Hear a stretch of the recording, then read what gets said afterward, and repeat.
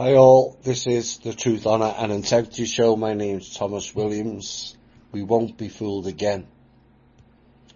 Tonight will reveal so much more, so we won't be fooled again. Ignorance then becomes a choice.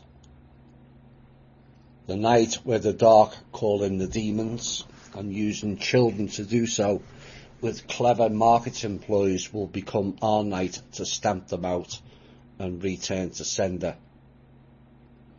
So where will we go with this show after the last two? How can you compete with those two shows? Many will say you cannot. But it was a plethora of information neatly rounded into a package that revealed the hidden level of control in all its full glory, or gory, as the case may be. Some parts of tonight's show will be more sin-eating, and fairly heavy at that. Some parts will be more revealing of hidden words, and some parts will slap you up the head. And some will be tongue and mind twisting.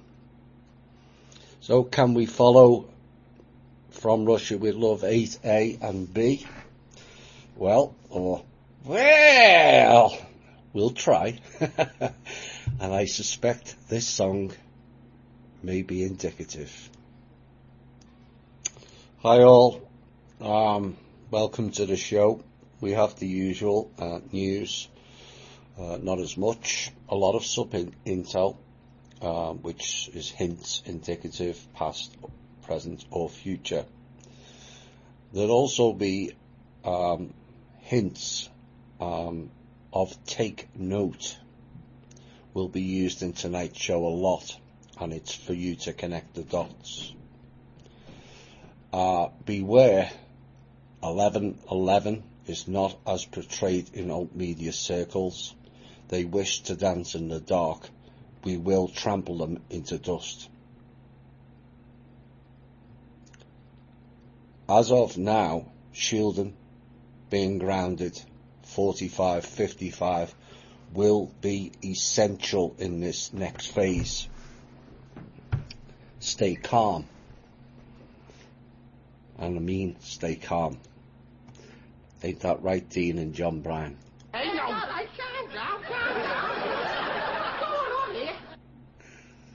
Calm down indeed. Right, we'll get into the news. The op-eds are packed. The intel is muted, but there's hidden intel spattered throughout this show. So, first news item, take note.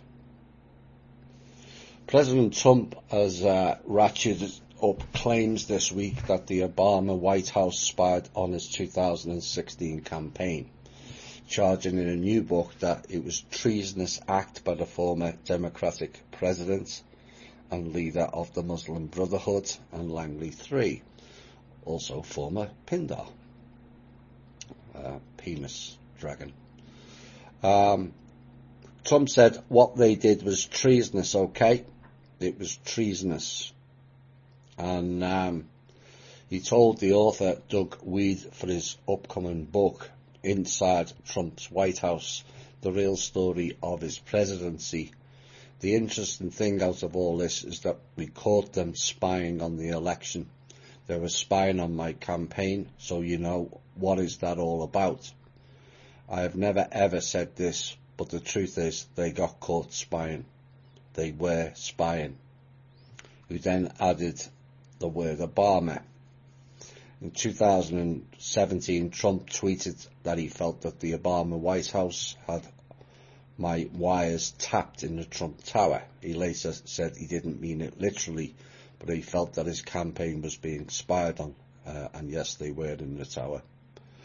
Attorney General William Barr earlier this year said he was looking into whether improper surveillance may have occurred in 2016. I think spying did occur, he said, and he is tasked as prosecutor to investigate Obama officials and other officials who sparked the Russian collusion into Trump after the report showed no collusion. Now, new reports on that probe have described it as criminal in nature. The US government ended the fiscal year in 2019 with the largest budget deficit in 7 years, as gains in tax receipts were offset by higher spending and growth debt service payments, according to the dark chosen one from the Treasury Department. And it's the first time since the early 1980s that the budget gap has widened over 4 consecutive years. The figures reflect the second full budget year under US President Donald Trump and come at a time when the country has an expanding tax base with moderate income growth, economic growth, and an unemployment rate currently at a 50-year low, according to the statistics. I would suggest it's a lot different. The US budget deficit widened to $984 billion, of which was 4.6% of the nation's gross domestic product. And the previous fiscal year, the deficit was $779 billion, with a deficit to GDP ratio of 3.8%. Now, total receipts increased by 4% to $3.5 trillion, but outlays rose by 8.2% to $4.4 trillion. Take note. Chile's President Sebastián Piñera has dismissed his whole cabinet in order to form a new government and introduce social reforms demanded by protesters. He said, "I have put out all my ministers on notice in order to restructure my cabinet to confront these new demands." Now, it's not yet clear what form the reshuffle will take, and more than 1 million people joined a peaceful rally on Friday in the capital of Santiago, all calling for social justice. Mr. Piñera said he had heard the demands from the streets, and we are in a new reality. Nice wording. Chile is different from what it was 1 week ago, and the president also announced that a curfew imposed in cities across Chile a week ago has been lifted, and the opposition has called for an ongoing state of emergency to end also. Fugitive leader of the Islamic State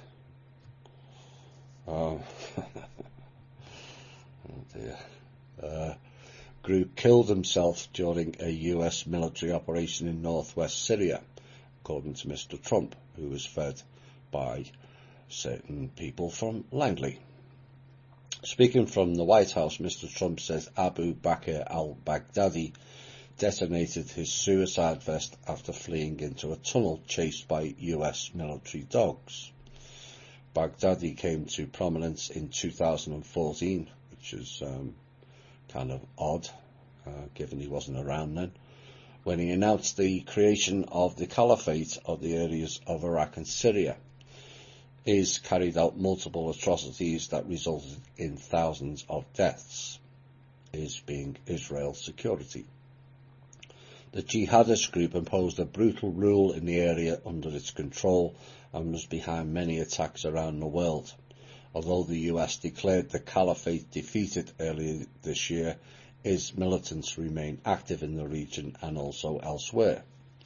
Now, Baghdadi's death is a major victory for Trump, it was said, as he faces heavy criticism for his decision to pull US troops out of northern Syria and fights an impeachment inquiry launched by the Democrats. Imp, meaning devil, each, all, meant mind. Work it out. Abu Bakr al-Baghdadi, and the leader of the jihadist group, allegedly, and arguably the world's most wanted man, killed himself during a raid by US commandos in northwest Syria, and the self-styled Caliph Ibrahim, oh dear, is it Ibrahim or Abraham, had a $25 million bounty on his head and had been pursued by the US and its allies since the rise of IS 5 years ago. At its peak, is controlled 88,000 square kilometres or 34,000 square miles of territory stretching from western Syria to eastern Iraq, and imposed its brutal rule on almost 8 million people and generated billions of dollars in revenue from oil. Connect the dots. Extortion and kidnapping, but despite the demise of its physical caliphate and its leader, remains a battle-hardened and well-disciplined force whose enduring defeat is not assured.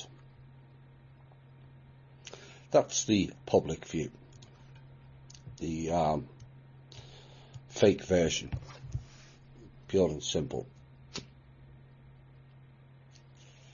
perpetrated by liars who are more content on more war and more destruction. And the Zionists set all that up. Sucked in the DOD and the CIA, and the president has been lied to by this ISIS leader who died 4 years ago. It's loot time again. Let's do the time warp. And a message to Mr. Trump: get rid of Kushner and the National Security Advisor. In fact, close down that position entirely until issues are resolved. Doing the same thing over and over again will not change results or outcomes. Now, Congress, it is stated, created the National Security and NSC through the National Security Act. And we all know from Russia with 7 what that meant. Now, the idea of it was to create a body within the White House to gather and study various viewpoints from the President's cabinet and advisors to be shared with the President. That was a lie. And their whole act is to cover up crimes and clandestine programs of the agencies, as history has shown. The President doesn't access any or too many of those files. It's the old adage, he doesn't have the need to know.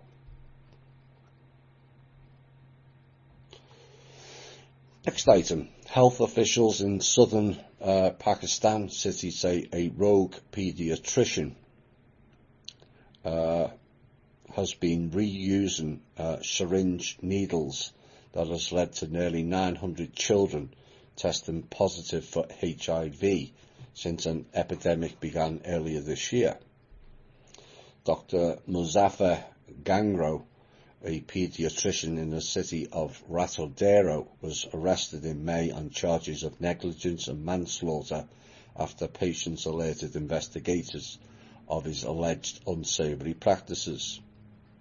Now, an investigation by police and health officials concluded Gangaro negligent and careless, and was responsible for the latest outbreak of HIV in Ratodero, where about 200 adults have also been tested for HIV since April. But according to health officials, they said the number of affected patients was likely very much higher, and given less than a quarter of Rotadero's 200,000 have been tested, according to the report. The organisation said some 600,000 unqualified doctors were thought to be operating unlawfully in Pakistan alone.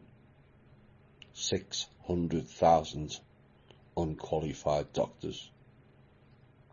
And nearly half of them are in the province where Ratodero is located. Take note. WhatsApp has sued Israeli surveillance firm NSO Group on Tuesday, accusing it of helping government spies break into the phones of roughly 1,400 users across 4 continents in a hacking spree whose targets included diplomats, political dissidents, journalists and senior government officials. In a lawsuit filed in federal court in San Francisco, the messaging service WhatsApp, which is owned by Facebook Inc., accused NSO of facilitating government hacking sprees in 20 countries. Mexico, the United Arab Emirates and Bahrain were the only countries identified. They said in a statement that 100 civil society members had been targeted and called it an unmistakable pattern of abuse. No surprise, is NSO denied the allegations in the strongest possible terms. They said, "We dispute today's allegations and we will vigorously fight them."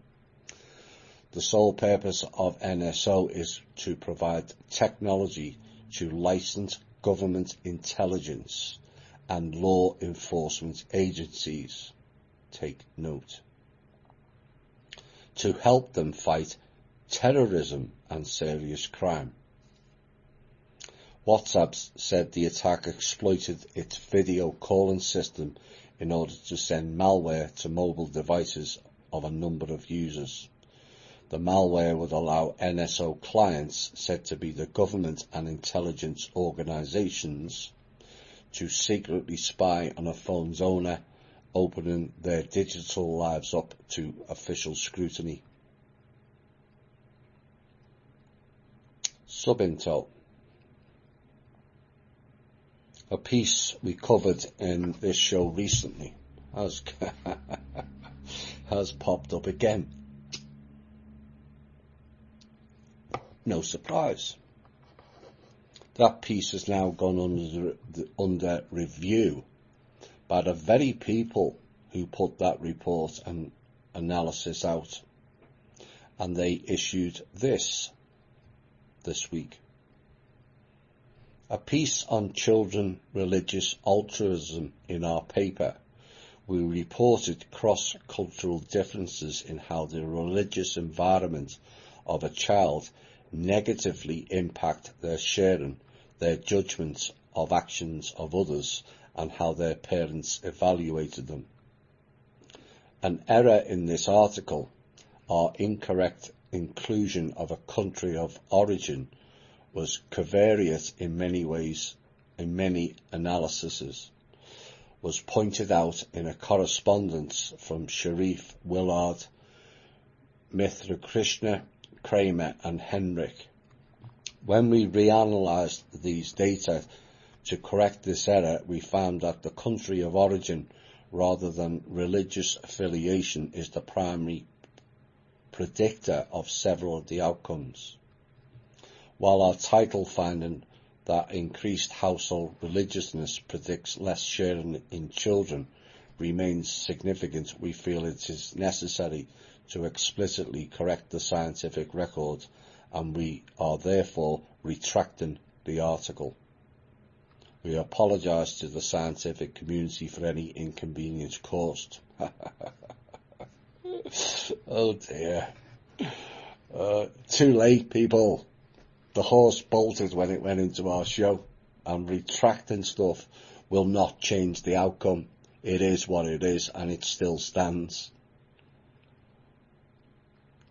You know, these people have been revealing and also revealed themselves. And it also backs up what we've been saying in this show with regards to the science community.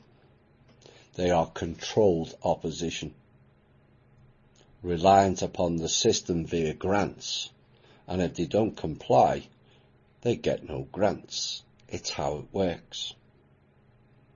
The kicker to this is they are and have lost the narrative, and they don't know how to stem it either. The social media monopoly has suspended activist and commentator Candace Owens for the crime of claiming that liberal policies incentivise fatherless homes in the black community. She was also known for her pro-Trump activism and her criticism of Black Lives Matter and also of the Democratic Party. Now, Owens was hit with a 7-day ban for posting "Black America must wake up to the great liberal hoax. White supremacy is not a threat. Oops. Liberal supremacy is." She then included a screenshot of a tweet which pointed out that the poverty rate amongst married blacks is 7% compared to 22% for blacks generally. "My Facebook page has been suspended for 7 days, she said, for posting that white supremacy is not a threat to black America. As much as father absence and also liberal policies that incentivize it are," she tweeted, "I am sensitive for posting that the poverty rates in fatherless homes." Now, Facebook has allowed every post that has falsely and horribly accused Donald Trump of white supremacy to remain on its platform, according to Owens. But when a black woman begins discussing the truth, which is that liberal policies have systematically ruined black homes, they censor it, she said. Her suspension follows Facebook permanently terminating the accounts of numerous high-profile conservatives earlier this month, including Miss Owens, for absolutely no specific reason whatsoever. There can no longer be even a pretense that Facebook is acting with impartiality. It is a Democratic Party front, and they are suspending or banning Donald Trump's most prominent and influential supporters the year before a presidential election. Again, this proves what we've been stating in the show. They are promoting a division agenda with their white supremacy bullshit. It was a lie in Germany that cost millions of people their lives, and it's a lie now. And I personally applaud Candace, who is black, for seeing through this illusion. I am aware it's not universally popular stance within her own community, but kudos to her for standing up for the truth. And I hope she'll be able to convince many others in her own community who the real enemy is. Take note. The Pentagon has awarded a $10 billion contract of cloud computing to Microsoft, following a heavily scrutinized bidding process in which Amazon had been seen as the favourite. The 10-year contract for the Joint Enterprise Defence Infrastructure, or JEDI, reference to Star Wars, not lost on us, is aimed at making the US Defense Department more technologically agile. I wouldn't call it that. Amazon's bid drew criticism from its rivals and also from Donald Trump, and the company said it was surprised by the decision. A detailed assessment purely on comparative offerings would clearly lead to a different conclusion, it said. Amazon is said to be evaluating its options after that decision, and it has 10 days to decide whether or not to launch a challenge. And in its statement, the Pentagon said all offers were treated fairly, and the Department of Defense wants to replace its aging computer networks with a single cloud system. Now, under the contract, Microsoft will provide artificial intelligence-based analysis and host classified military secrets, amongst other services. Now, within hours of Amazon losing that contract, there were hints that the Seattle Giants would challenge the decision. No surprise. Seattle, close to Whitley Bay, close to SSP. And Amazon has several options to do so, extending from the federal courts to the Capitol Hill. And with the clock ticking on some of them, the company is expected to move fairly quickly. Now, the Defense Department late Friday awarded the closely watched contract to modernise the Pentagon's computing infrastructure, and it was kind of declared an upset victory for Microsoft, initially viewed as a distant second to Amazon, and the project, which spans over a decade, could potentially lead to other contracts. Now, Trump earlier this year publicly suggested that the Jedi project was unfairly structured to give the Seattle company an advantage. I guess they listened to the Clowns in Panic show then. Oops. Take note, tens of thousands of Lebanese protesters joined hand in an attempt to form a human chain across the country, from Tripoli in the north to Tyre in the south. And the people have been protesting against the government and their handling of a severe economic crisis. Organisers have said the attempt to create the chain, which is 105 miles long, was successful.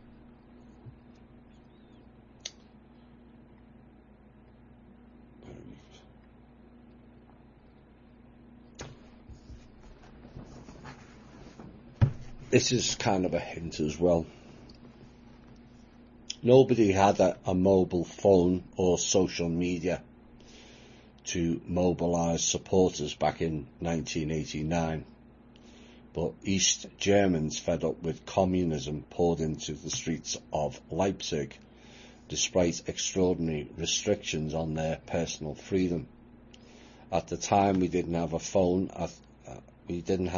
at home. We weren't allowed, and they wouldn't have been listening in any case, according to Katrin Hattenhauer, who's one of the organisers of the Monday demonstrations in Leipzig, East Germany's second city.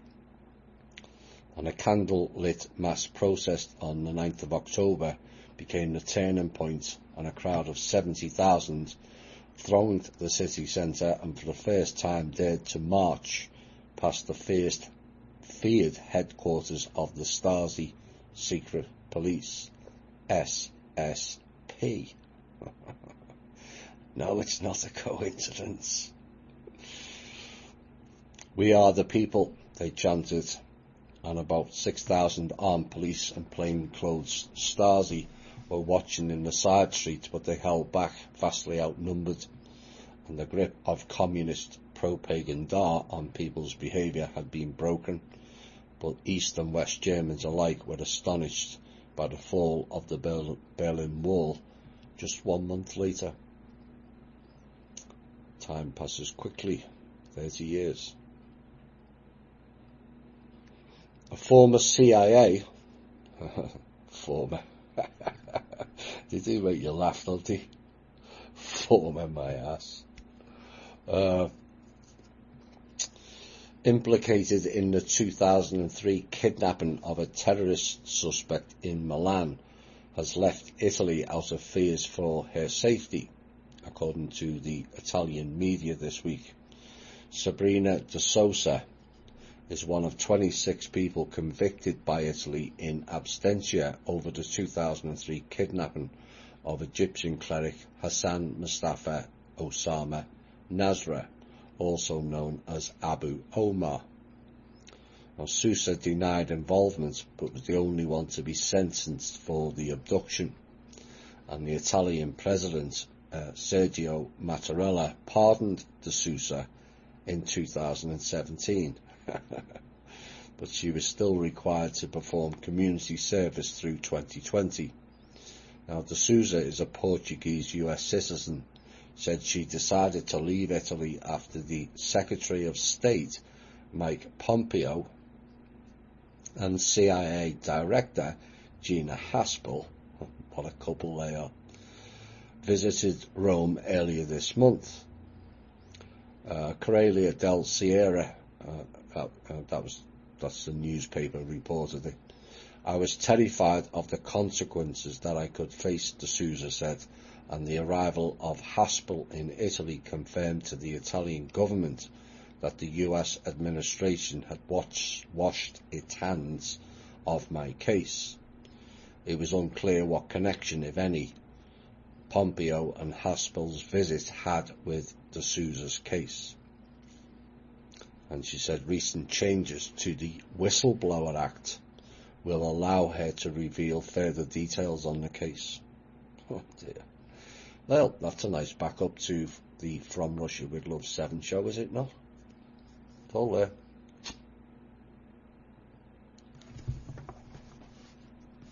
Take note. JP Morgan Chase new Manhattan headquarters is meant to be an ode to both the company and the city, it is said. A monumental glass and steel tower that says the nation's largest bank grew up here. But New York may be losing its luster. Despite more than 2 centuries of history in a city synonymous with global financial industry. Industry? It's a funny word. I would have called it skullduggery.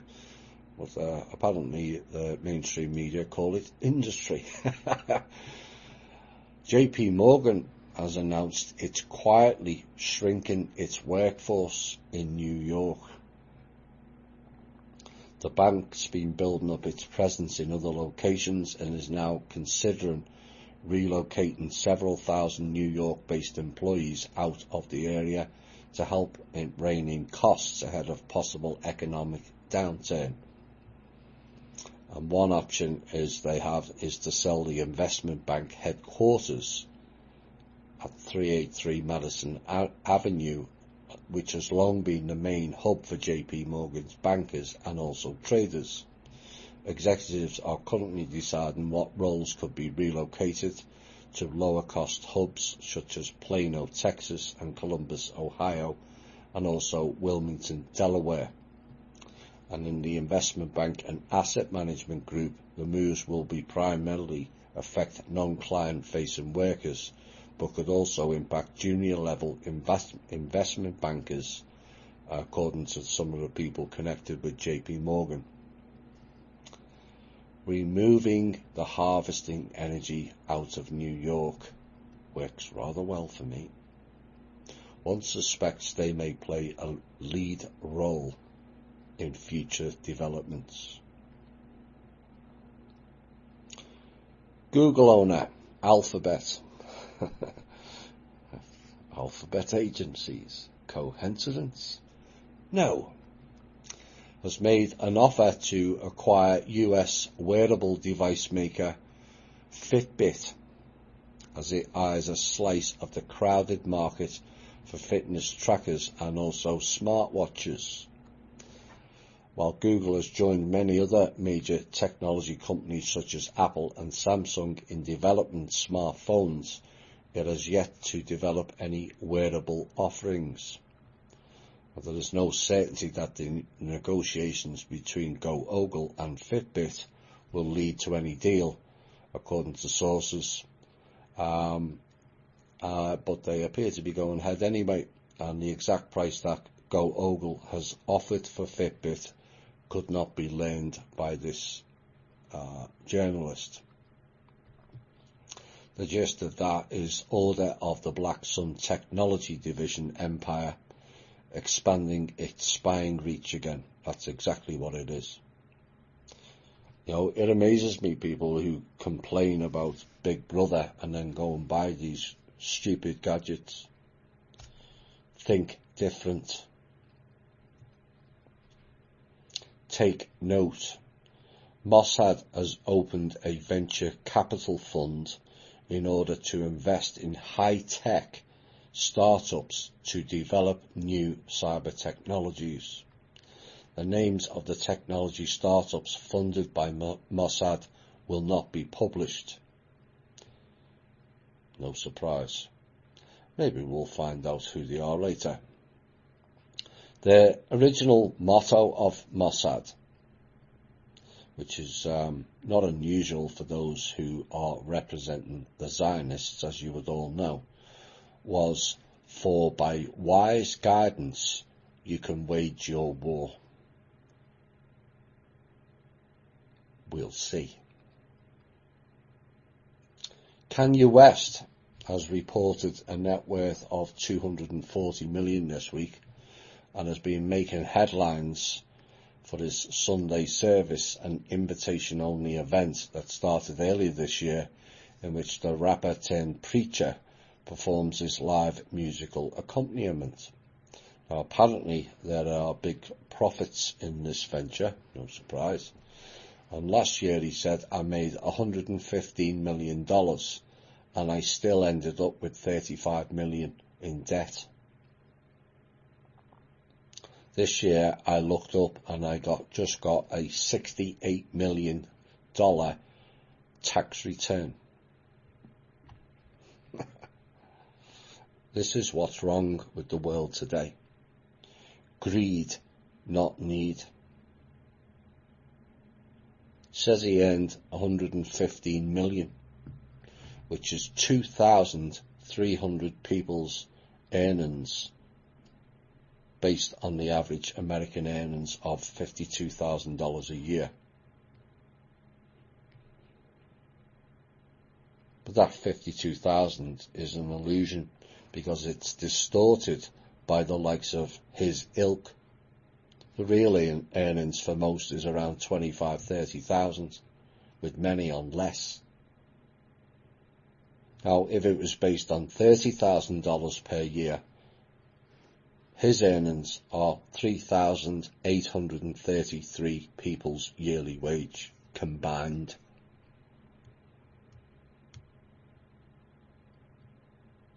Like I said, for every millionaire, there's hundreds, if not thousands, who have nothing.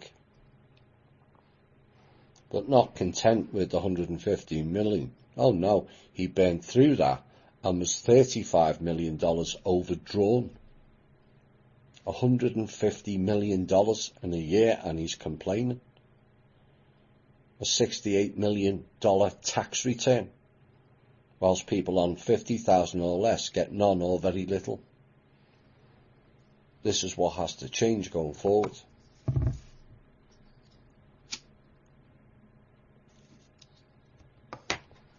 Final sub-intel before we have a music break. The California fires have lit up more than just the headlines and the hillsides of that state, but also the mainstream media and the alt media, with various theories put forward. But the latest one brings a new twist, that the MSM are now citing conspiracy theories. Oh my. Now, California, I warned of the issues in that state back in 2014, how they were pushing people out, and few believed me. Now we're seeing the evidence. And there was a headline in the mainstream media today that stated, "Is California unlivable?" Oh dear. Right in your face.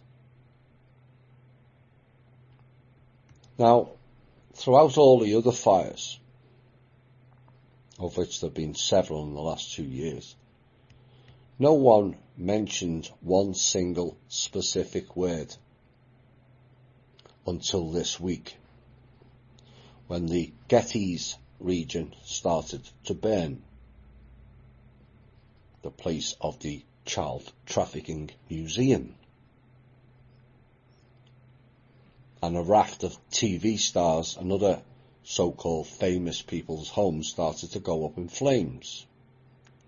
Then in came the mainstream media, the police and also the fire authorities, labelling the Getty fires was started by That missing word, arsonists.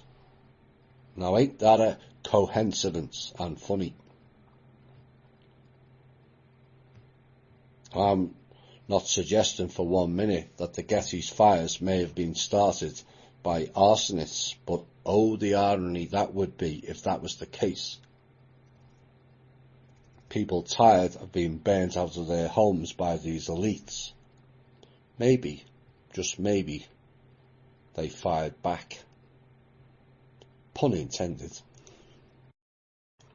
Hi all, Intel, very brief, to the point, with more to be revealed later. Severe hacking attempt was undertaken by the clowns this week amongst the backdrop of a new quantum system that they were wheeling out, which is more bollocks. And severe actions were taken to counter that, and many things unfolded. Far more than many realise.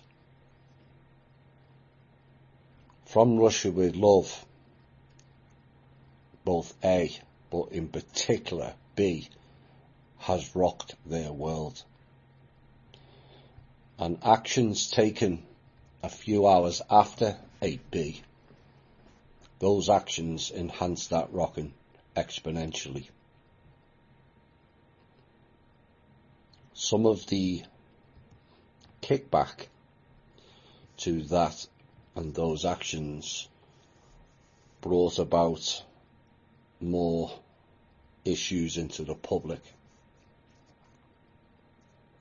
The Iraq and Lebanon Prime Minister resigned today. Flights have been grounded globally, in particularly to revolutionary countries. Nigeria has closed its border. The Lebanon Bank has gone bankrupt and closed permanently. All the Israeli embassies were closed and remain so. Perhaps the reason for those closures will become clear later. Hong Kong crashed into a recession today as clowns siphoned their whole banking system to keep going. This will be repeated in various regions going forward, and soon they will have nothing left to loot. Nowhere to run, nowhere to hide. Then we play. Oops. Message to the dark forces and your minions. Hi all and welcome back. That was the appetizer portion of the show. We're now going into the main meal, and there will be a nice dessert at the end of it.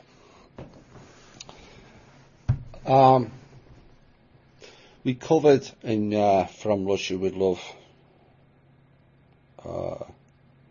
8A, I think it was, about the Day of Atonement and how certain religions that are all corrupted are passing their karma off onto the rest of the world. And one of the members posted something this week of an interaction she had with what she described as an Israeli entitled person that she was involved with. And he'd just done his Day of Atonement and subsequently apologised to all of his genteel employees for all of his shortcomings. Well, if you want a confirmation, there it is. One question or statement that came up in the emails that I finally got round to reading some of them after about a week. What would the original heirs do with the trust? and the opportunity to choose a path if they had been with us today. I pondered long and hard on this.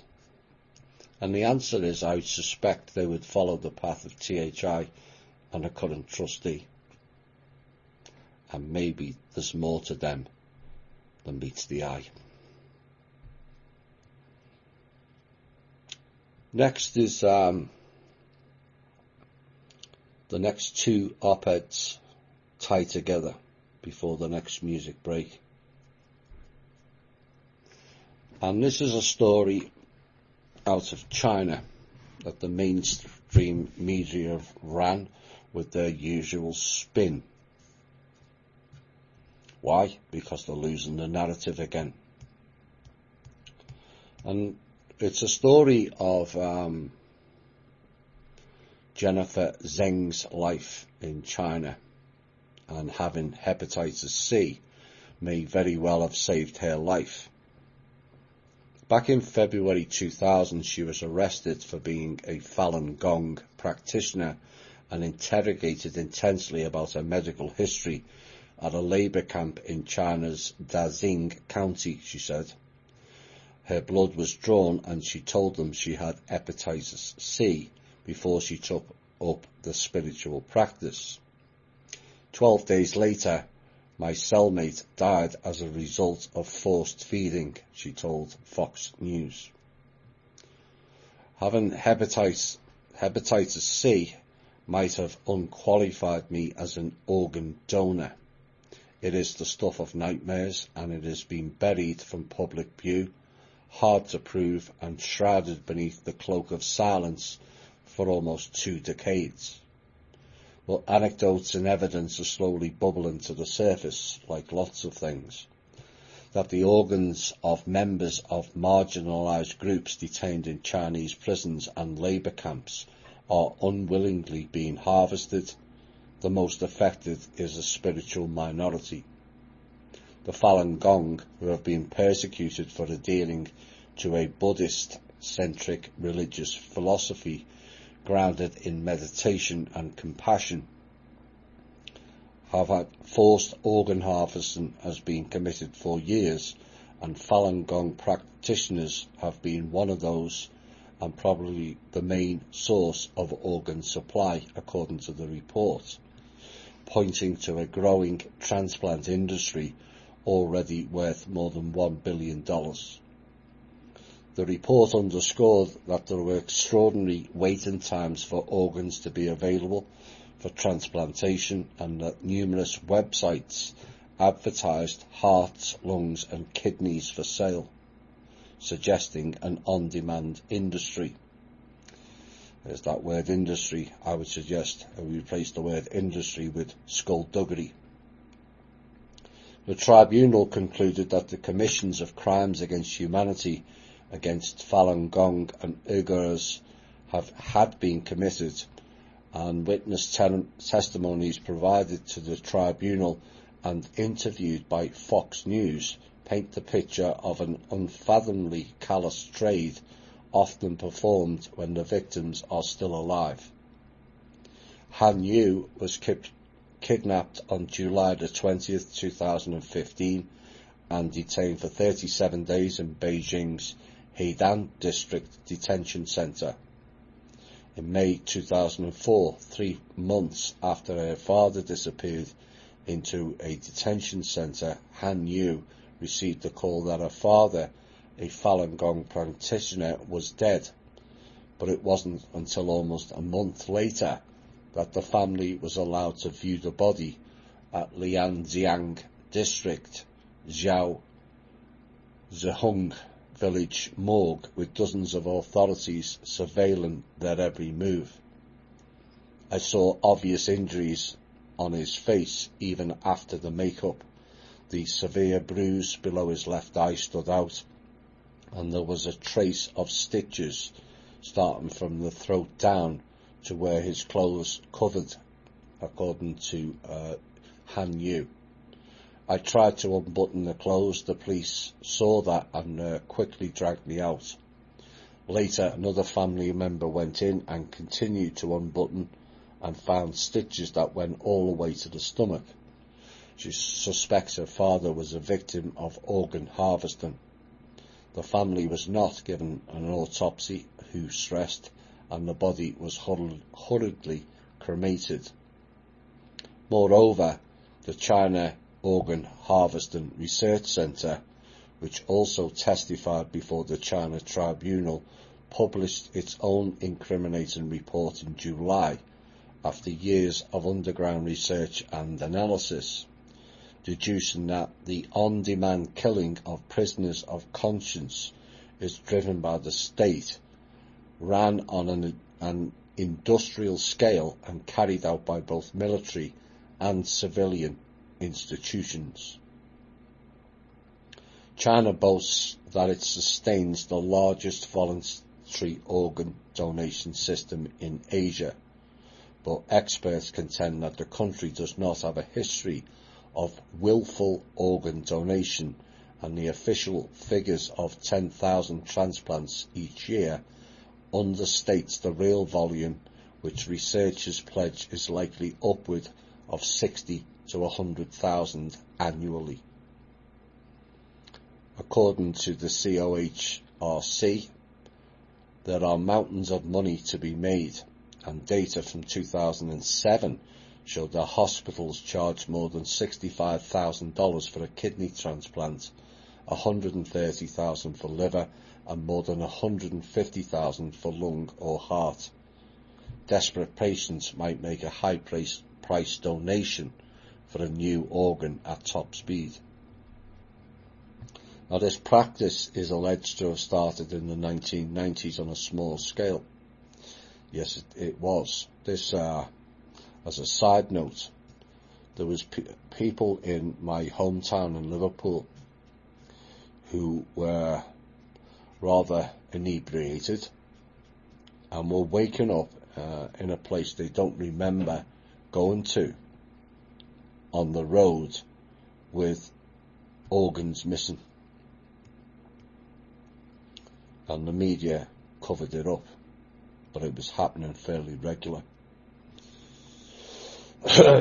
But it kicked into gear around 2000 and focused on the Falun Gong, and it was initially characterized as targeting the forcible removing of organs of prisoners on death row. China later claimed that the death row prisoners consented to donate their organs to the state to redeem themselves for the crimes they had committed against the state, a practice China claimed to have stopped in January of 2015.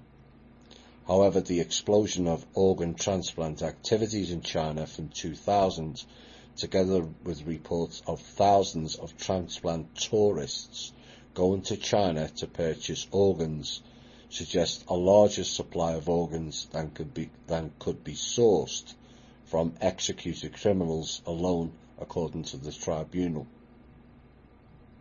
The scale of the Chinese transplant industry, skullduggery, together with other evidence, points to the possibility that China is involved in the forced organ harvesting and selling for-profit organs from prisoners of conscience, according to Grace Yin, a leading researcher at the COHRC. Also asserted that by admitting to less severe abuse and proclaiming it was only happening to those awaiting capital punishment, the government was purporting to divert attention away from the more severe issue. Now, the root issue still goes back to the Communist Party's persecution of faith groups and its animosity towards groups that it perceives as threats to their ideological control, she said. Olivier Enos, a senior policy analyst and Asian study expert at the Heritage Foundation, concurred that the organ harvesting has long been a largely overlooked aspect of human rights abuses and has been predominantly reported by the Falun Gong. In recent months, however, as the crisis in Xinjiang gathered steam, new reports have emerged that the Uyghurs may have had their organs harvested also, she observed. Xinjiang, also referred to some by as East Turkestan, has made headlines with the revelations that upwards of 1 million belonging to the Muslim minority have been carted off into concentration camps. Now, Chinese leaders have categorically denied misconduct, insisting that the Uyghurs are in re-education camps, and doubled down that the government respects religious rights. Now, 4 Uyghurs tested before the China Tribunal that they had been organ scanned whilst in detention. Salih Hudyar, ambassador to the US for the Eastern Turkestan government in exile and a leader in the beleaguered Uyghur community, told Fox News that the Chinese government claims that written consent is required for all organ transplants, but in reality it's hardly likely there was any such consent, and if there was, it would have been extracted through torture. That is a fairly horrifying story to read and hear.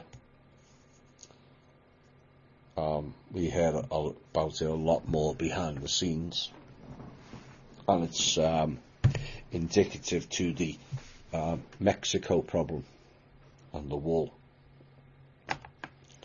But isn't it atypical of the mainstream media to suddenly get involved in these stories, and you have to ask why?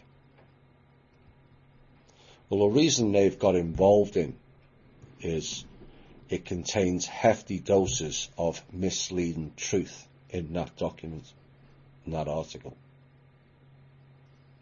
Making out the poor Falun Gong are being tortured and they are the victims is almost a rerun of the World War II narrative, when it's the leaders of that Falun Gong group who are actually carrying out this program. Not for China, that's the illusion, but the Zionist division of the Order of the Black Sun. It's a common practice of victim and saviour to throw people off track of the program that they are running. Now, the Falun Gong is a spiritual practice of Buddhist traditions, and as 8B, From Russia With Love 8B show revealed, all of it is corrupted in snake symbology, mantras and mandalas. And I want to make it clear again, I'm not trashing the people or what the basic principles of those practices are doing. Like I said in the show, they carry many of the basic principles and ideals and morals that we will all require going forward.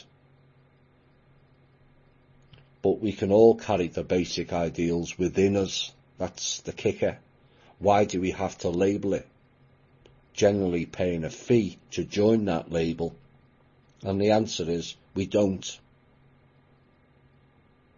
It's exactly the same principle of not needing a church to reach out to source. The church is the illusion. The cult of the Order of the Black Sun has taken over all religious and spiritual groups, changed the script and the path of purpose, not to enlightenment as many think and seek out, but to endarkenment of these satanic psychopaths. The Falun Gong is the front, the entrapment organisation to lure people in who seek enlightenment and wish to shine their beacons of light. Those at the head of that front are amongst the darkest of entities on this planet. The Falun Gong operates in Israel also, and is responsible for the harvesting of organs of Palestinians and several other neighbouring countries as well. The ordinary people in the Falun Gong, like the ordinary Jewish people in the camps, are being used as patsies to cover up a criminal front. It brings in guilt and shame for the nation it was carried out in. Then the cult harvesters those sympathies and ask for reparation money, none of which goes to the people themselves, and allows the dark programme to carry on running, like what happened after World War II. It's the same programme. All feel sorry for the Falun Gong group, when the heads of that group are those doing it to these people. Are you seeing the pattern now?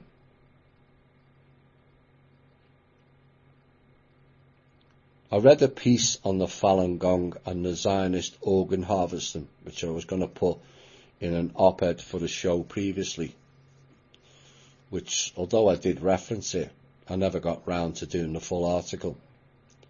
Now, mysteriously, or not, that article has now since disappeared. Why? Because the mainstream media and Fox News are running a new narrative. That's how it works. And it's all because the Falun Gong is a PSYOP being run by the neocon Zionist agent Elliot Abrahams. So let's look at Mr. Abrahams and see if you can connect the dots. He is best known for his involvement in the Iran-Contra scandal during the Reagan administration, which led to his conviction in 1991 on 2 misdemeanor accounts of unlawfully withholding information from Congress, and was later pardoned by George Herbert Walker Bush. Now, during George W. Bush's first term, he served as a special assistant to the President and senior director on the National Security Council for the Near East and North African affairs. At the start of Bush's second term, Abrams was promoted to be his Deputy National Security Advisor for Global Democracy Strategy, and in charge of promoting Bush's strategy of advancing democracy abroad.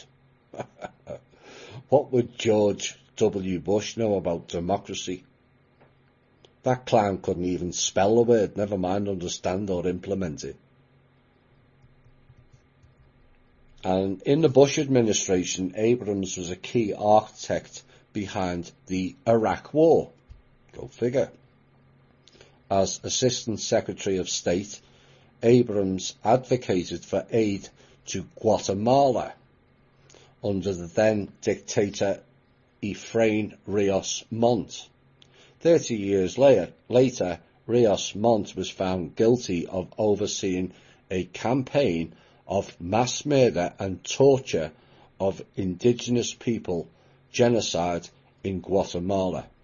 Oops. Same plot used on Saddam Hussein and Osama bin Laden. And you all know who carried out that plot in Guatemala. Same people.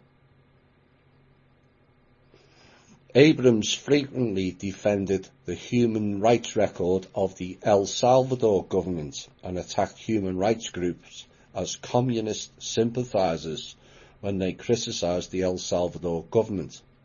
In early 1982, when reports of the El Mozote massacre of hundreds of civilians by the military in El Salvador began appearing in the US media, Abrams told a Senate committee that the reported number of deaths at El Mozote was not credible.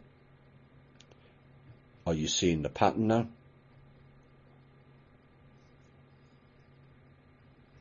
Like I said, he was involved in the Iran-Contra affair. Go figure. This is like From Russia with Love 7 again, is it not? And during the investigation of Iran-Contra, Lawrence Walsh, the independent counsel tasked with investigating the case, prepared multiple felony counts against Abrams. He admitted that he knew more than he acknowledged in his congressional testimony, cooperated with Walsh, and entered into a plea agreement. This is where justice becomes just us, in which he pleaded guilty to 2 misdemeanor accounts of withholding information from Congress.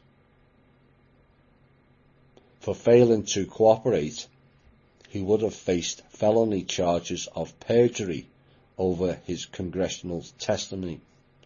He was sentenced to a $50 fine, probation for 2 years, and 100 hours of community service.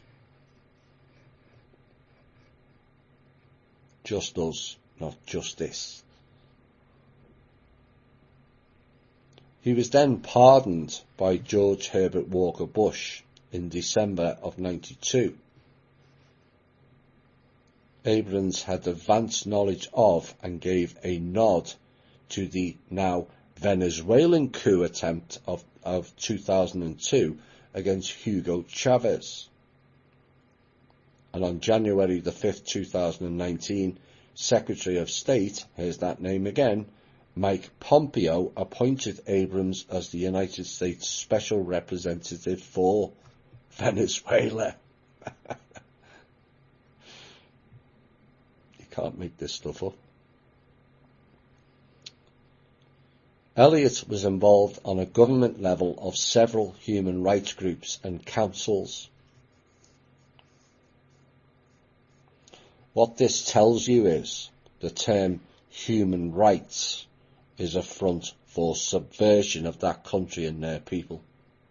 It's the same as charities. They're not interested in charity, only the theft of public money to run their clandestine operations. Elliott Abrams, born in New York, born to Jewish parents. Do I have to say any more?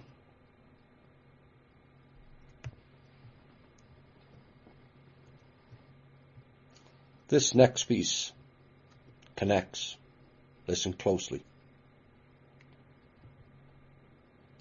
And is relatively unknown to the public. And it's called Unit 8200.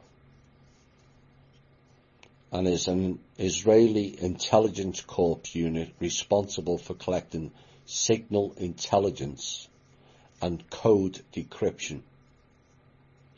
Military publications include references to Unit 8200 as the central collection unit of the intelligence corps, and is sometimes referred to as Israeli SIGINT National Unit.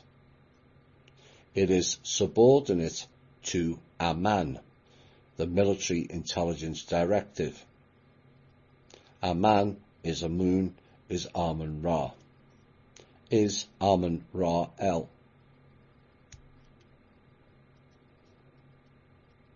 Amun was later dropped. The unit is composed primarily of 18 to 21-year-olds, and as a result of the youth of the soldiers in the unit and the shortness of their service period, this unit relies on selecting recruits with the ability for rapid adaptation and speedy learning. After-school programs for 16 to 18-year-olds teaching computer coding and hacking skills also serve as a feeder program for this unit. Former Unit 8200 soldiers have, after completing their military service, then gone on to founding and occupying top positions in many international IT companies, including Silicon Valley.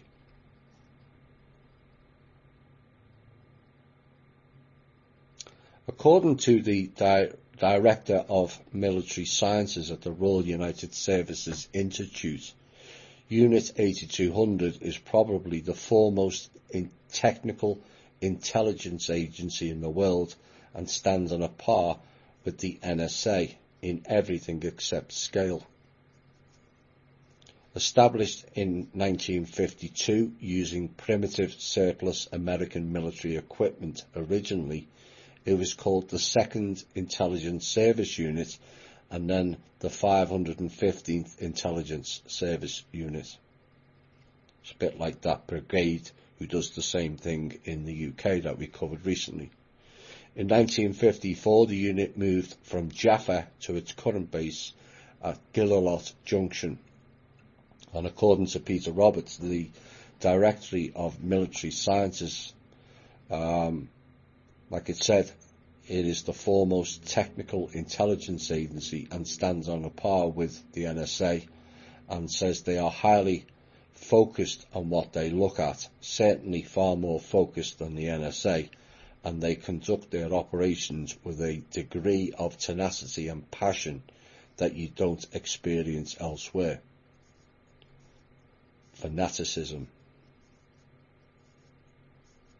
In 2010, a French newspaper wrote that the Unit 8200 operates a large SIGINT base in the Negev, which is in the desert, and described it as one of the largest listening bases in the world, capable of monitoring phone calls, emails and other communications, primarily throughout the Middle East, Europe, Asia and Africa, as well as tracking all ships. Listen closely to the next line and link with the other stories this week. It is connected. Unit 8200 also reportedly maintains covert listening posts in Israeli embassies abroad. Oops.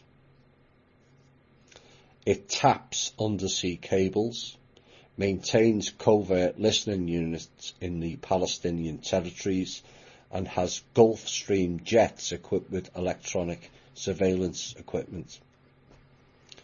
Ronan Bergman says in his 2009 book that a Hezbollah bomb disguised as a cell phone was picked up by the agents and taken to investigative unit at their headquarters. Inside the laboratory, the cell phone exploded. Not a coincidence. 2 Unit 8200 soldiers were injured. In 2010, the New York Times cited a former member of the United States intelligence community alleging that this unit used a secret kill switch to deactivate Syrian air defences during Operation Orchard. In 2014, 43 veterans of Unit 8200 signed a protest letter decrying what they called the electronic surveillance unit's abuse, gathering of Palestinians' private information. In response, 200 other reservists signed a counter-protest letter.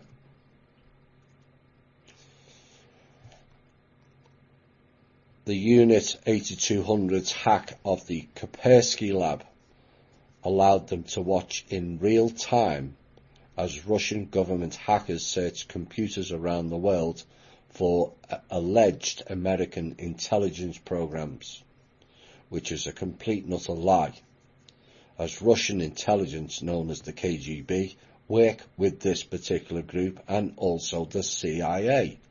Oops. That is the lie they push on to the public, to believe their fake war rhetoric and that we're all enemies. They control both sides, remember. Israelis who hacked into Kaspersky's own network alerted the United States to the broad Russian intrusion of US systems. That was 2014. which set the stage 2 years later for the Russian collusion narrative. See how it works now? Media reports allege that Unit 8200 was responsible for the creation of Stuxnet computer worm that in 2010 infected industrial computers, including Iranian nuclear facilities. Alleged. It was not alleged at all. That Stuxnet was the issue at Fukushima also. All carefully staged so they could extract uranium from below that facility. Oops. DuQu, D-U-Q-U, is a collection of computer malware discovered on the 1st of September 2011. Is the alleged, it's not alleged, to be the creation of Unit 8200. DQ2, alleged again to be the most sophisticated computer virus ever developed, that compromised the Kaspersky Lab in 2014 and used at least 3 zero-day exploits. The virus remained for months on Kaspersky's lab systems, undetected by them. Now, aside from targeting Kaspersky, it was used to spy on the negotiations for the Iran nuclear deal and detected only in the computers of the hotels hosting the Iran nuclear negotiations.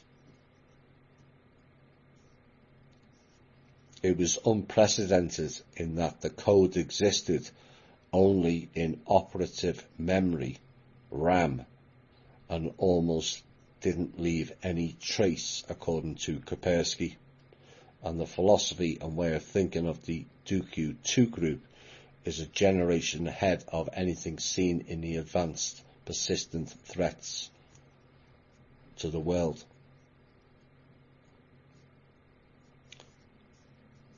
Companies under the control of this group, 8200, Armis, Silverfort, Cloud Endure, Secdo, ICQ, LEVL Technologies, Checkpoint, Imperva, Incapsula, Cloudinary, Cybereason, CTERA Networks, Viber, the NSO Group, Palo Alto Networks,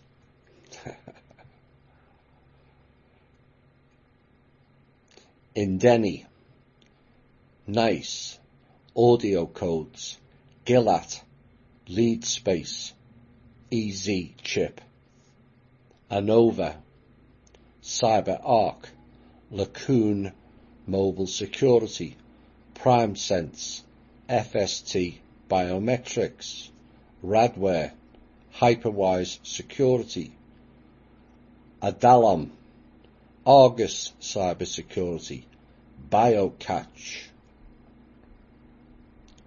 XIV, Infinidat, CTS Labs, Crosswire, Wise, Overops, Perimeter X, Namogu.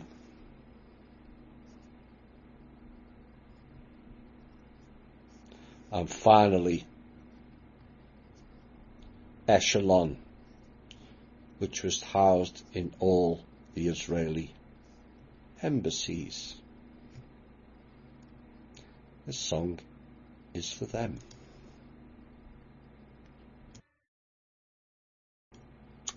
Hi all and welcome back. Brace yourself. A warning, this is and will be a harrowing narrative to take on board, but it is necessary. and it's from one of our own members. May we surround her with love and support as this narrative comes out of the dark into the light. Evil must not be allowed to prosper by the choice of ignorance.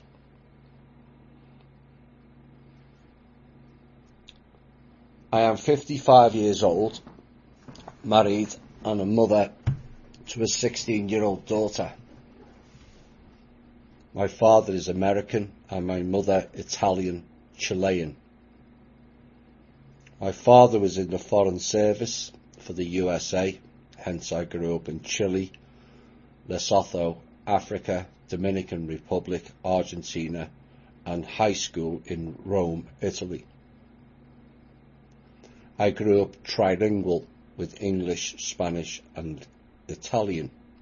Both my grandfathers were ambassadors in USA and Italy, and so my parents grew up all over the world as well. In other words, I grew up around some of these elites. Elites is the correct term. And there is a darker part to my story. My Italian uncle ran a medical military torture facility on the outskirts of Rome, which is hidden underground and does not officially exist. I was targeted from birth by him. We visited Rome twice a year during summer and winter holidays from whichever country we lived in, and then when I was 14 and my folks divorced, and I lived there full time until aged 18. My uncle was well connected with the Italian government, the mafia, and the Vatican. In fact, his facility and the Vatican were connected via underground tunnels.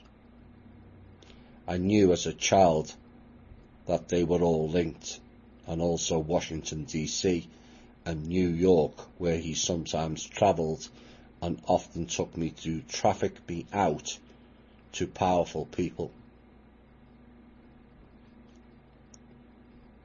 I was mostly sex trafficked in the Vatican and among Italian elites.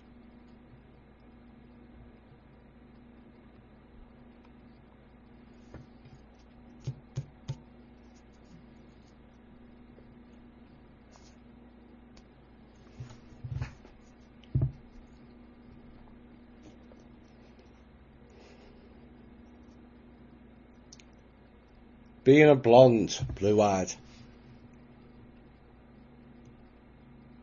very pretty girl, I was put through that sex kitten programming, and so I appreciate hearing your information about Monarch, MK Ultra, and these kinds of programs. It has helped me to put some of my experiences into context. I was also tortured in the facility with electric shocks, beatings, burnings, being in cages without food or water for long periods, having to watch animals being maimed and killed. People also, he would kidnap gypsies in Rome as they are undocumented, being buried alive, simulated drownings, and much psychological torture and ritual ceremonies. I had abilities such as being able to heal my body within a short time after the abuse. For example, after having all my bones broken with a hammer, I could repair them within an hour or so. I can't say exactly how I did so. It was more automatic, if that makes any sense. I was also telepathic and able to communicate metaphysically, so they took a big interest in me and did all they could to destroy me. I have returned from death many times, and they understood I could not be killed and so doubled down on other methods. I can vividly remember that leaving my body felt like a huge relief, free from this tiny constricting vessel and suddenly expanding into everywhere. Conversely, coming back into my body felt awful, like squeezing into a too small space, and of course hard to return to this dark reality. When I was younger, I would also tell the folks around me, and particularly the people in the Vatican, that what religion says was all wrong and that Jesus never said any of that stuff. I was taken to the Vatican a lot, and downstairs in the basement area they have huge marble altars where I witnessed babies being sacrificed, their blood drank, and even some of their organs eaten, and noted to adults around me that it was crazy that during Catholic Mass they ate the body and drank the blood of Christ. I did not have the words, but I knew religion was demonic in origin. Again, so much validation of listening to your From Russia with Love series. When I was very young, I had the sense I was not originally from here, and I remember being shocked by the brutality and darkness I saw around me. I knew 2012 was a very important date, and we had to make it past that point, and somehow I was here, amongst many others, to help tilt us to the light enough to make it, and also that I had a mission afterwards. Inner work is at times pretty brutal, as was seeing parts of myself I did not like, such as my inner victim part, but so very worthwhile, as inner freedom and balance is the outcome.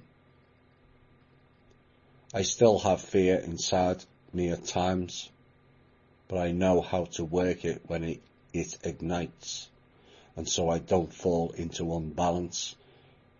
Knowing how to deal with what arises in a moment is also freedom to me. I intend to write a book about my life with the dual purpose of awakening humanity to these atrocities, expose the Vatican, and secondly to share my healing journey so people can have a map of how to come back from trauma. Too many on this planet are traumatized, and in my opinion this is why so few are ready for this time. Trauma keeps us locked in the past. A very sad story, and sadly all too common knowledge for those of us who work behind the false fronts of government, churches and cults. And stories like this, despite being painful to hear, is nothing compared to the trauma the victims go through. And it must be brought to light by the all.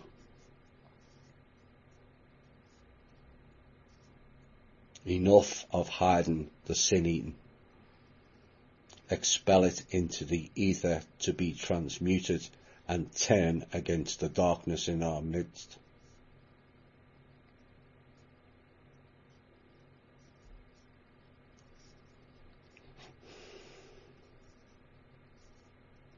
A recent question that I never got round to fits in nicely here.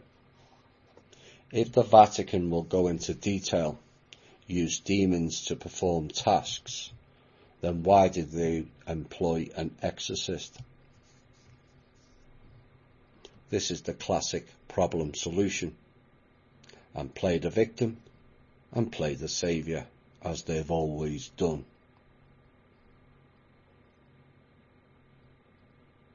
The history of that church and stories like I've just read out That church and its whole cat cult religion should be shut down permanently, in my opinion. Follow Jesus if you must, but don't follow the man or the name. Follow the teachings that were put forward in his name. It's all you need.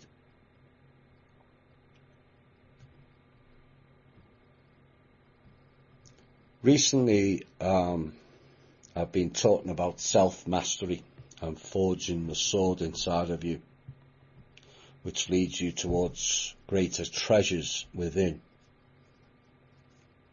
as that lady just showed. Far more than you can ever get from the outside or the external. And it requires constant work. It is not the case, well, I have my sword so I can sit back now and wield my power. Wrong thinking. That is ego, and that's the sixth hook.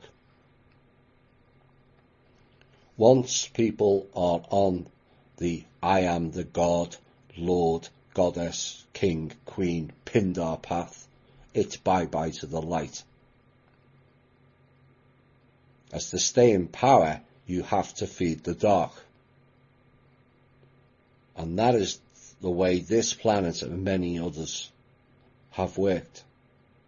You have to be corrupt or corruptible to get into all higher positions. Being corrupt or corruptible requires dancing with the dark. It's the hamster wheel again. All the old scriptures talk of leaders dancing with the dark. Jinns, demons, Asuras, from Solomon to Shiva to Vishnu to Buddha. And they all fell into the path of the dark. Power corrupts all of those who don't have the mastery of the self. And very few do. The power factor becomes like a drug addict. You have to keep feeding it or withdrawal symptoms kick in. Killing opponents, killing people who disagree with you, a common theme amongst the rulers on this planet in any age. But darkness is the drug. All drugs are poison. So the more you have, the more you become poisoned.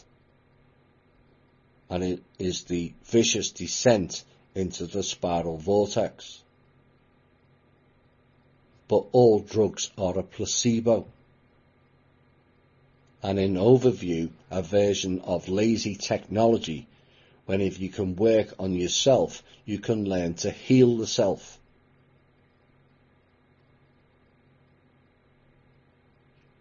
No matter what your traumas, as the previous story proven.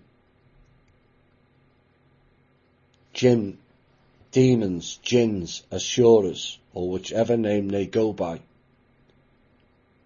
they are on every single planet to teach us lessons. That's what they're there for. The problem is people don't observe them and learn, but absorb them, and they're off on the path to the dark, using lazy technology called magic. When you work on yourself, you can use your own natural abilities, not magic.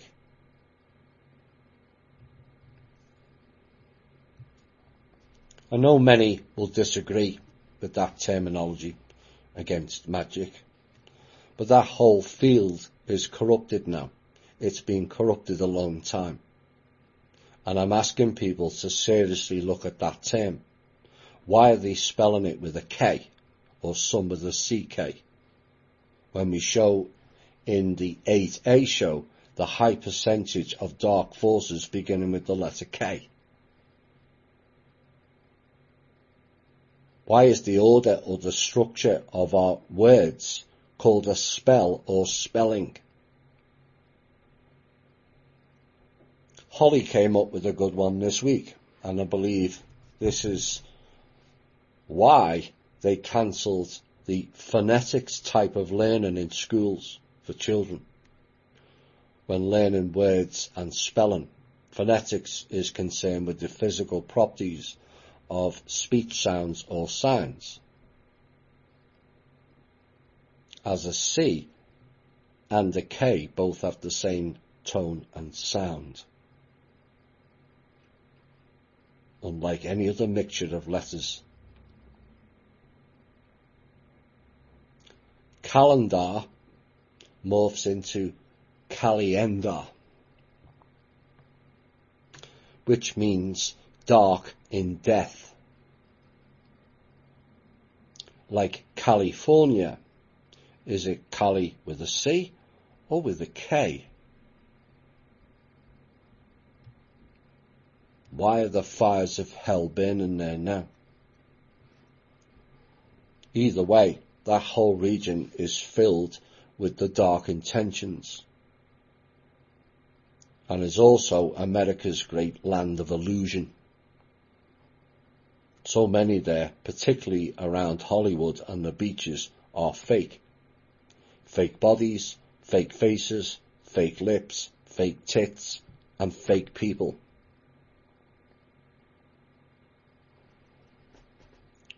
So what did they do next? They brought in grammar and grammar schools,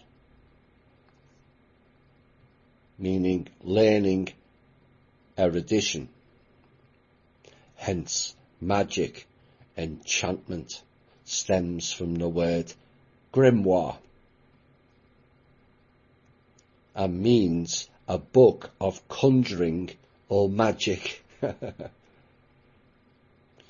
Or you can use the French term grammaire, which means gibberish, incomprehensible nonsense. Yes, it is exactly that way to us, the unlearned, but to the new teachers of spells and illusion, not so. Enchantment, the act of magic or witchcraft. If you look at the word enchantment, which actually means chant in mind, from the old French encantement, which means magic spell, song, concert, chorus. The mantras again. Chant in mind. Magic spell.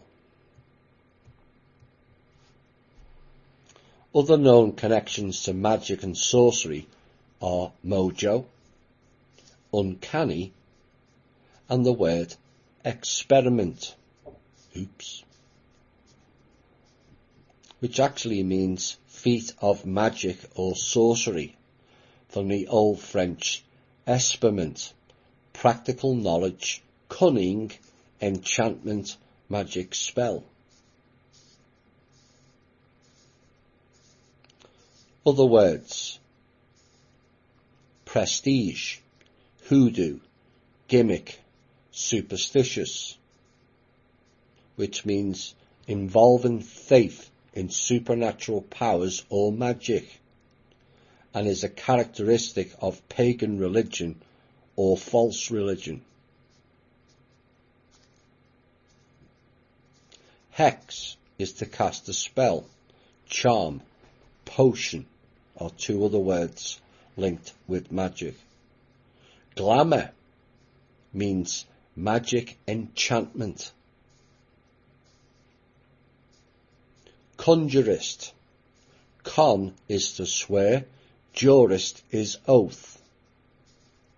So in court, the jurist swears an oath to the illusion of the court.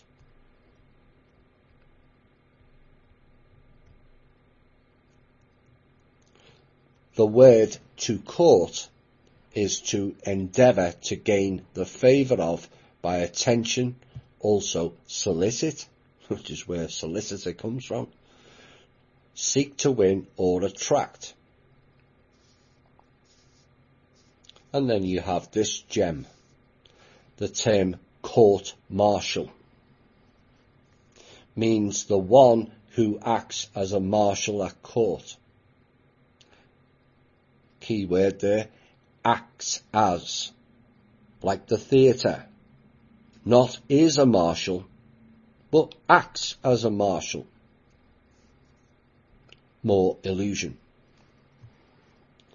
Fairies or fae, from the Old French fairy, land of fairies, meeting of fairies, enchantment, magic, witchcraft, sorcery. From fae, which is Latin for fata, the fates, plural of fatum, that which is ordained, destiny, fate. So what they're saying is, it is they, the fae, who determined your fate. Fall for the illusionment or enchantment and your destiny is decided. Did you know the original term for doctor from Old Church Slavonic balajai originally meant conjurer, hence the term witch doctor. Now you understand why a doctor's office is called a practice. They are practicing on you is one thing, or practicing magic is another.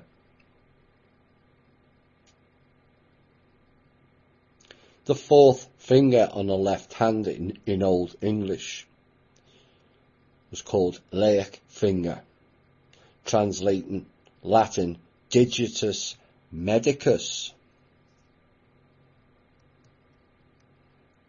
A vein from that finger stretches straight to the heart. So the ring of the vow, which is an oath, symbolizes the binding of the heart via the wedding ceremony done by Cohens, the priest class. Oh my.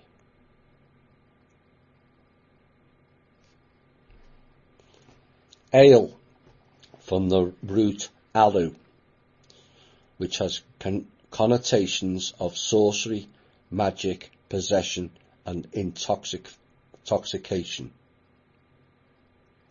Poisons issued by what were called medicine men, later known as shamans.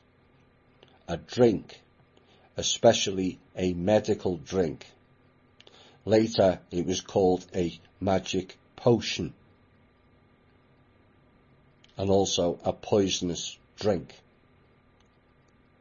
The Indo-European word, Indo-European is a misnomer because that is Rus-Aryan. For this is represented in English by virus. A medical drink is a virus. And in a slang sense of alcoholic drink, which is indicative, alcohol as known to the Rus-Aryan and was introduced by the gods to humanity, is a magic potion virus. Still want that six-pack? The old French enneber meant to kill with poisonous plants. In many Germanic languages, poison is named by a word equivalent in English to the word gift. Somehow, I don't think we want or need those gifts. We'll be back shortly.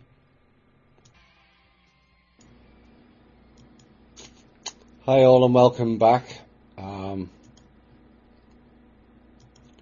going into more word magic now, and we're going to expand it out.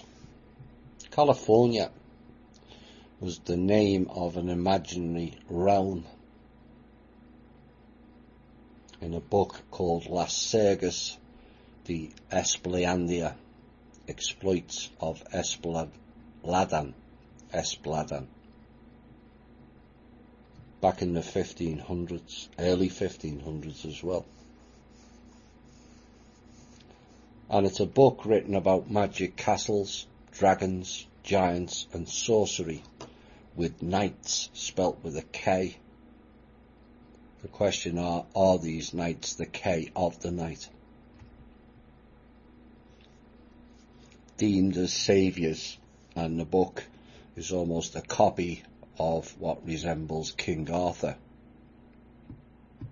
Camelot. Actually, it's not King Arthur at all. It's King Arth of the Urs.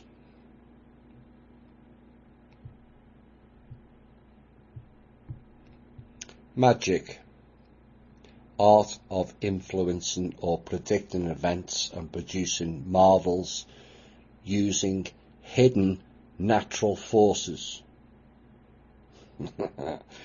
Yes, those forces are the non-physical beings we call the Smokies, but are the jinns. It is they who do the so-called magic. Derives from Magos,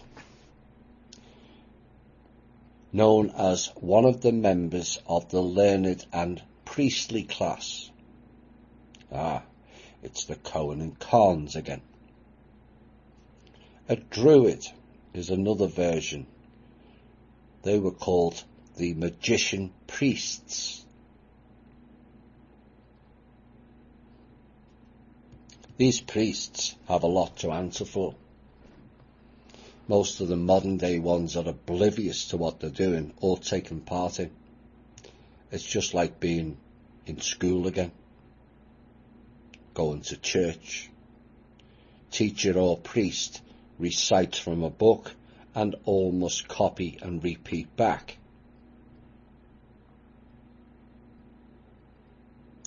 Calling on Amun, which is Amun-Ra, via the Amen mantra.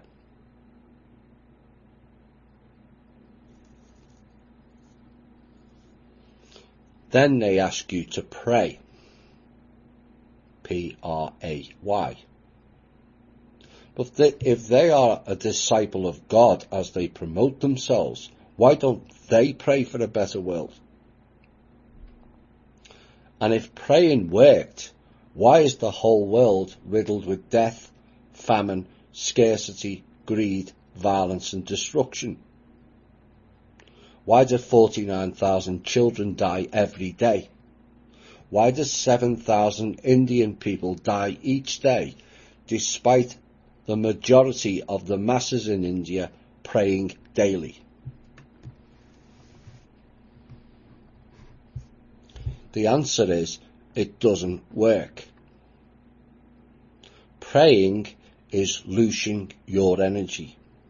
For entities on the etheric and astral realms, it's all in the words when they ask you to pray. They are preying on you. You are the prey.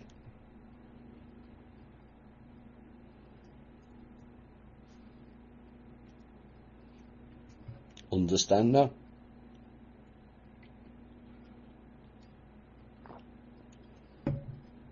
Magic, the transferred sense of legerdemain, which means optical illusion, just like the mirror. Mage means magician, enchanter, which brings up another mirror effect that includes the word idol, idolatory or idolize. Mage, M-A-G-E, becomes I-mage. Connecting the dots now. Image. The description of image or I-mage is an artificial representation that looks like a person or thing. A copy, imitation, likeness. Image is a reflection in the mirror. Image, a copy of. It's that mirror again. So what this is saying is an image is not real. It is a copy. But what are they copying? Clones, bots. The art of illusion, which is called magic, is just that. It's an illusion. The real term is Magh, M-A-G-H, which stems from what they say is Proto-Indo-European, which is another hidden form of their word magic illusion. That is the Rus Aryan teachings and meanings. Magh means to be able. That means you are able to do it without external forces manipulating it, you and reality.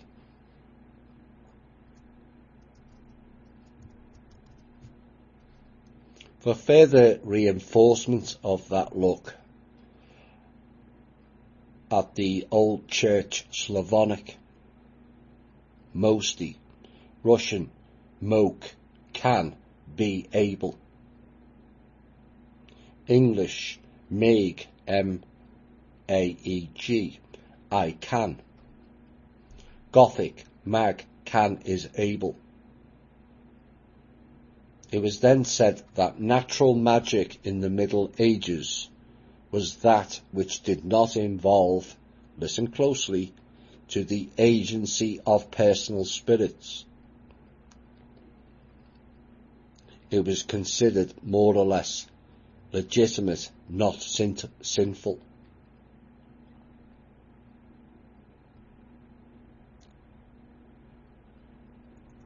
They described natural magic as a halfway trap of the word magic, and typical of the terminology they use to distort today. And I will correct that statement. Natural abilities was that which did not involve the agency of personal spirits. You used yourself and didn't dance with the dark, is exactly what that is stating.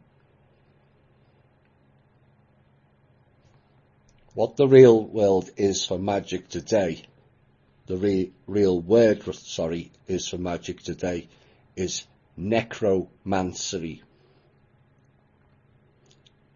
Sorcery, witchcraft, black magic, properly divination by communication with the dead. Exactly what I've been saying. Magic is dancing with the dark, dead spirits. So they've destroyed our language and our understanding of it. More so in the modern day, from around the 1400s, the Catholic Church has been tasked with destroying all past history, ruining the teaching format of having astronomy as the head subject, sent legions of clowns around the world, killing off peoples with oral history, Columbus being one of them, largely done via the Dutch and British East India Tea Company, eliminating whole peoples like the Pygmies. Tribal groups globally got decimated. Anyone and everyone who would question what the church cult was putting out. Burnt books, burnt what they called heretics at the stake. Burnt advanced being and teacher Anna, also at the stake. Destroyed the Rus and the Aryans' history and knowledge throughout the last century. Scientists, writers, artists and philosophers all killed or imprisoned and their work banned or controlled to a point of no purpose. Da Vinci being a prime example. Anyone who could teach, or any leader who rose to help and support their people, like Gandhi or the Tsars of Russia or the Prussian leader, declared a despot because he looked after the people.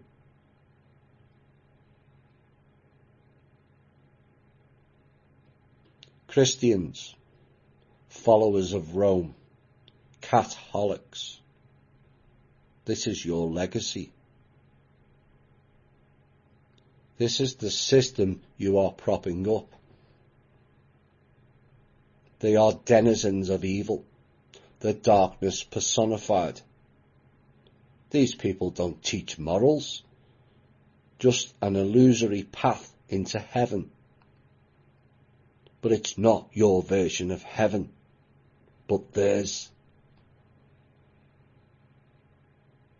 Like From Russia with Love 8B said, heaven to them is death and destruction, as they relayed in the path of the Order of the Black Sun. That church are subsidiaries of that dark cult.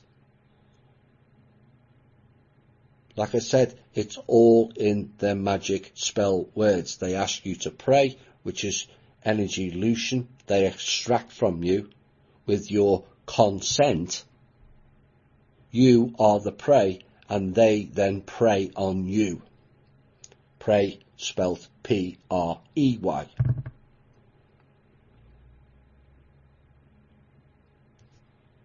Now, some people will be reluctant to ditch this cult or drop them. And no one likes being fooled. But you need to get over it. We've all been fooled, including many of those in the church. The story I read earlier, I would ask, what if that was your child they did that to? Would you walk away then? If the answer is yes, my question is, what makes anyone else's child any different? Because that is an I'm all right Jack attitude. Thinking of and only for the self, not thinking for the self and helping and supporting others. Pedophiles often run the gauntlet of vigilantes, which I don't particularly approve of. But why are these church people treated any differently?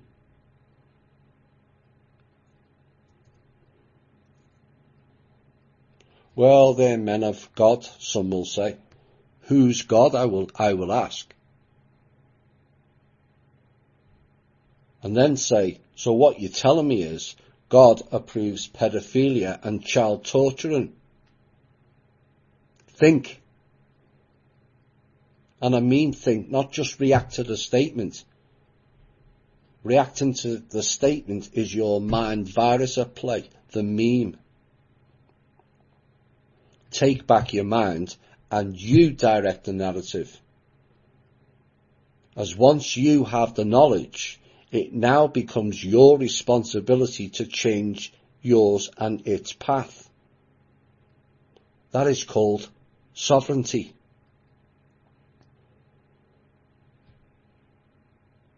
The words dual, D-U-A-L, and duel, D-U-E-L, reveal much. One is a copy, and the other one means to fight. But Jew in Old Breton means black. El and Al both mean God. So dual with an E means fighting for the black God. Dual means mirroring the black God. Oops.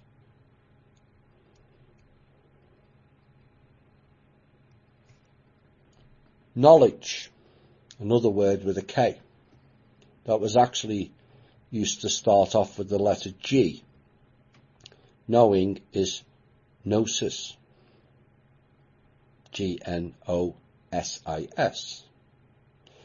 Well, let's ignore that and look at the word to know, gnosis.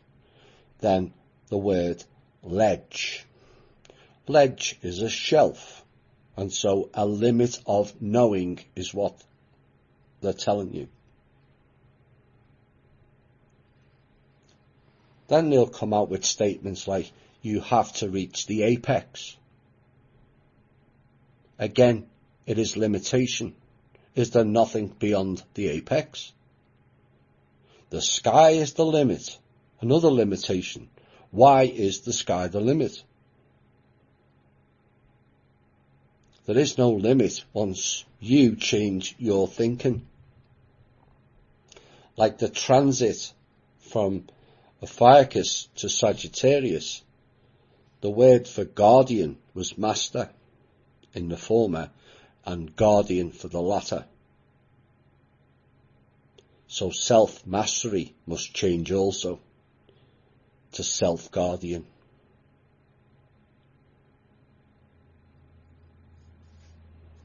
This whole planet has been in a reduction and retraction phase on all levels for many, many millennia. What we're doing now is called expansion, not retraction. It will be a long road ahead, but the road is now created and the people can see it. Before, it never existed. That is the difference between now and then. The path previously was created for you. It was the road to hell, and we all walked blindly down it. And this is why all have to take responsibility going forward. Getting others to do everything for us has clearly not worked. Otherwise, this show wouldn't exist. Rahu and Ketu are the proverbial blue and red pill. Like I have said, choose neither. They were not your choices. The same applies to politicians. None of them are your choices. They are their choices for you to vote on, to consent. Step back and think is the key. A member asked the question, so someone who is self-aware, good judgment, wise and of strong character would not fall prey to Rahu? Exactly. And that is the value of inner work, is revealed right there. You won't be affected by Ketu or dark forces enticement programs either.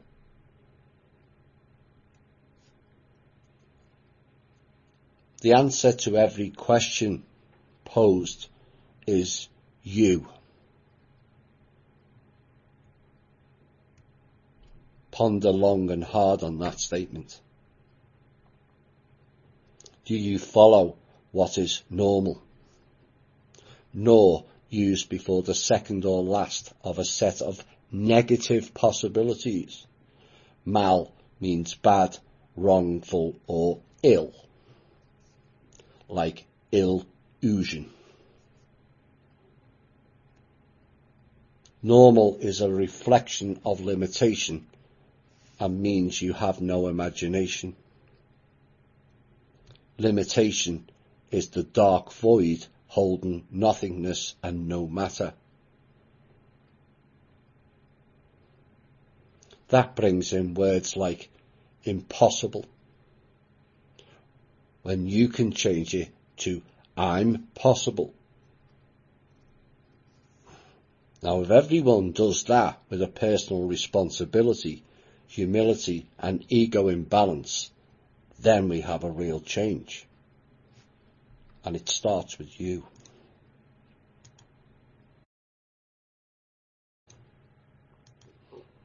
Hi all and welcome back. These two paragraphs ended the From Russia with Love 8B show. And it was a heads up for those who tune into the narrative and not just look at the statement.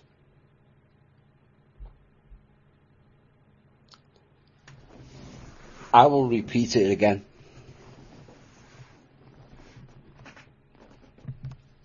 The event horizon in sight now will bring down the curtain of your darkness, and the light of the few will shine brighter than you can imagine.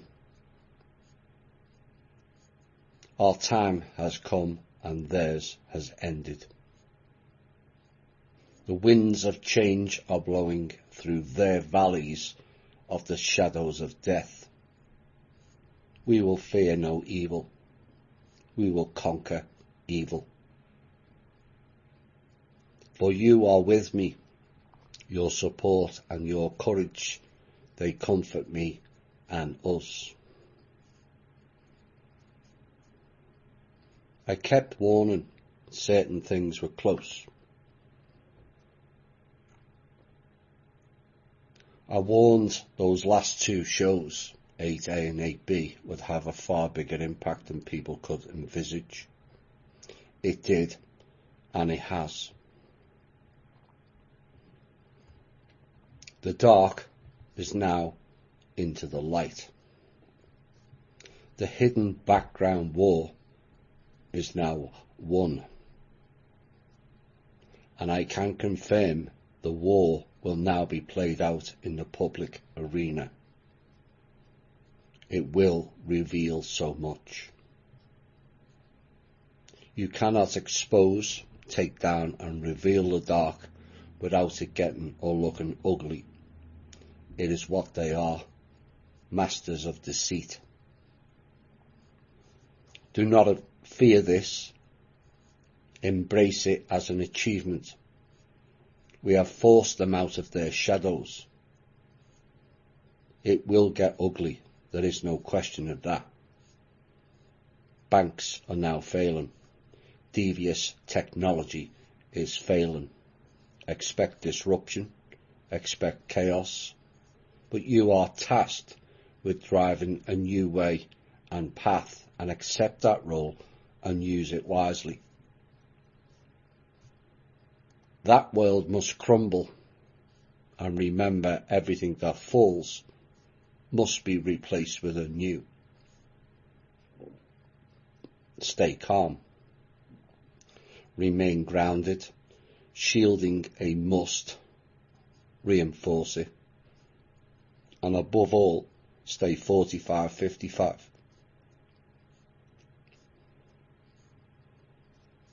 THI was tasked as the guardians of the trust. We don't need titles, certificates, degrees or decrees to do that. We just be it. Stand in your own guardianship and act the right way. THI is also tasked with driving a new way of being human. We will not be replicating the old version, which failed on all levels. Understand that, embrace that, and be the beacon. The real value of THI will not be recognised until much later in time, except for the few who didn't just listen, but tuned into its frequency. It laid out the framework of how to go forward. It gave you an entry into the many closed doors. It got you to see, not just look. It connected the dots. It revealed the hidden world. Now is our time to not only use that for good use and practice, but embrace the message of THI. Inclusive, not exclusive. Need, not greed. Service to others, not service to the self. Empathy, not cold-hearted detachment. A move to what is real, not fakery and illusion. Those in illusion You cannot fake it anymore. Your frequencies are telling. Which is a heads up to those who haven't done their inner and shadow work, or enough of it. You are and will be exposed. Put aside your own stupidity, pettiness, illusion, fake masks, division, delusion, violence, and be the new you. A being of light. Not the low vibrational astral level being you have become. The sky is not the limit. Reach for the stars from whence you came and then go beyond. Open the doors to expansion. Denounce limitation. Embrace evolution, not devolution. Aspire, not perspire. Reverse, not inverse. Love, not hate. Vibrate to the love frequency, not to the quiver dance of fear. You are not the likeness of Aldi I Mage. You are you. You are the guardian of yours and our destiny. The only domain you need to reside in is the domain of the wise, which is wisdom. This has been the Truth, Honour and Integrity Show. My name's Thomas Williams. I'll be back next Sunday on Into the Matrix with Jimmy Brent. Bye for now.